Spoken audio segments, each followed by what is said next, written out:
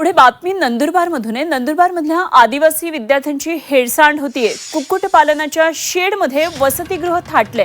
10 ते 12 वर्षांपासून मुलं अशा प्रकारे कोंबड्यांच्या या खुराडामध्ये राहतात। आदिवासी विकास विभागानं कारभारावर आता प्रश्न उपस्थित होतात। वसतिगृहासाठी पर्यायी जागेचा शोध सुरू असल्याचं आदिवासी विकास विभागानं थातुरमातुर उत्तर दिले। 500 विद्यार्थ्यांसाठी पुरेल एवढी दुसरी इमारत मिळत नसल्याचा दावा त्यांनी केलेला आहे आणि त्यामुळे या विद्यार्थ्यांना अशा प्रकारे कुक्कुटपालनासाठी बांधलेल्या शेडमध्ये सध्या आसरा घ्यावा लागतोय। त्यामुळे ही मुलं आहेत की कोंबड्यात असा प्रश्न आता उपस्थित होतोय। वसतिगृहासाठी पर्यायी जागेचा शोध सुरू असल्याचं आदिवासी विकास विभागानं हे थातुरमातुर उत्तर दिले। 500 विद्यार्थ्यांसाठी पुरेल एवढी दुसरी इमारत मिळत नाही असा त्यांचा दावा आहे। ज्या ठिकाणी आदिवासी मुलांचं वसतिगृह आता ज्या ठिकाणी आहे त्या ठिकाणी बऱ्याच वर्षापूर्वी त्या ठिकाणी पोल्ट्री फार्म होता आणि त्या पोल्ट्री फार्म मध्ये बर्ड फ्लू आल्यानंतर त्यांनी संबंधितांनी जे आमचे लोकप्रतिनिधी आहेत आमचे आमदार श्री दादा नाईक त्यांचा तो पोल्ट्री फार्म होता आणि त्याच्यात बर्ड फ्लू मध्ये तिथं त्या पोल्ट्री बंद झाला आणि त्या ठिकाणी कोंबड्या मेल्या आणि आता त्या खुराड्यामध्ये मुलांना कोंबता येते। तर अशी ही दयनीय अवस्था ही गेल्या 10 ते 12 वर्षापासून चाललेली आहे। सदर वसतिगृह भाडेतत्वावरील इमारत आहे आणि संबंधित घरमालकाला आम्ही वारंवार सूचना दिलेल्या आहेत, लेखी पत्र दिलेले आहेत। वसतिगृहाची दुरुस्ती करण्याविषयी त्यांना वारंवार गृहपाल स्तरावरून आणि प्रकल्प स्तरावरून पत्रव्यवहार केलेला आहे। तसेच आम्ही पर्यायी जागा देखील शोधत आहोत। सदर वसतिगृह 500 विद्यार्थी क्षमतेचं असल्यामुळे एवढी मोठी जागा नवापूरमध्ये सद्यस्थितीमध्ये प्रयत्न करून देखील मिळत नसल्यामुळे आम्ही स्वतःच्या जागेसाठी देखील शासनाकडे पाठपुरावा करत आहोत।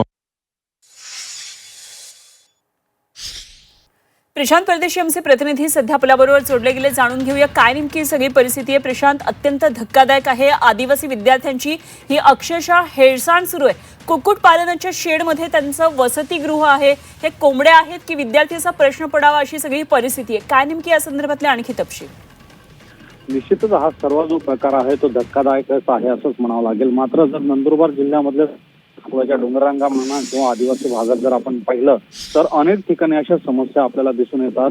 आदिवासी विकास विभागावरती मोठ्या प्रमाणात खर्च करण्यात येतो, मात्र हे पैसे जातात कुठे नेमके असा प्रश्न अशी अवस्था पाहिल्यावरती लक्षात येतं।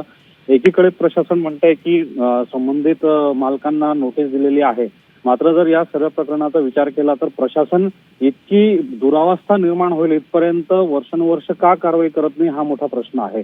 म्हणजे निधीची कमतरता नाही आहे, अनेक गोष्टींच्या सेवा सुविधा उपलब्ध आहेत आणि अशाही परिस्थितीमध्ये जर प्रशासन अशा ठिकाणी वसतिगृह चालवत असेल तर हे निश्चितच दुर्दैवी म्हणावं लागेल आणि आदिवासी विद्यार्थ्यांच्या भविष्याची कशी हेळसांड सुरू आहे हे या निमित्ताने समोर आलेलं आहे। याबाबत जर एकंदरीत विचार केला तर राजकारण सोडून देखील जी परिस्थिती आहे ती एकदम भयावह आहे, कारण की प्रशासनाने संवेदनशील असलं पाहिजे, मात्र प्रशासन इथे संवेदनशील नाही असंच एकंदरीत दिसून येत आहे।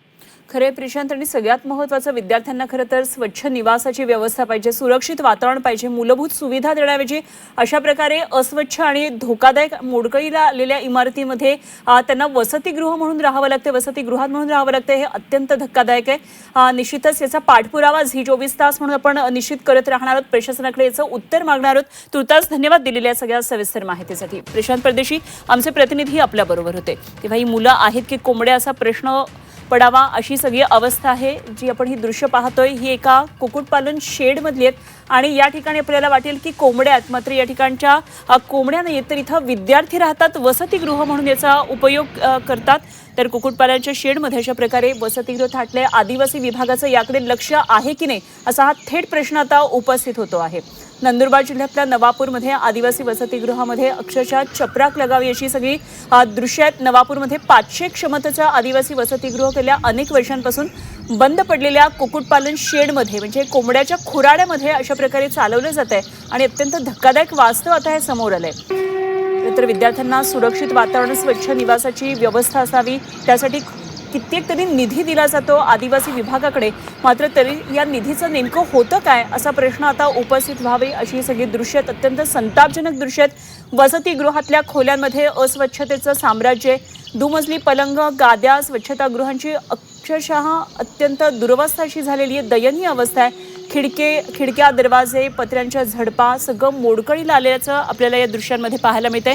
ही अंतर्गत भागातली दृश्य सुद्धा पहा कशा प्रकारे मुलं ज्या बेडवर झोपतात ही बेड्स आहेत, तर खिडक्या, दरवाजे, पत्र्याच्या झडपा मोडकळीला आलेल्या आहेत. तेव्हा पावसामध्ये, थंडी पाण्यामध्ये कशा प्रकारे मुलं राहत असतील हा खरंच एक खूप मोठा प्रश्न आहे. विद्युत यंत्रणा सुद्धा या ठिकाणची जुनी झालेली आहे, उखडलेल्या फरशा आहेत, उघडा सेफ्टी टँक आहे, इतर भौतिक त्रुटी आहेत आणि त्यामुळे विद्यार्थ्यांच्या जीविताला सुद्धा धोका निर्माण होऊ शकतो. अशी सगळी परिस्थिती. आपण पुन्हा एकदा पाहूया काय नेमक्या सगळ्या या संदर्भातल्या प्रतिक्रिया आहेत.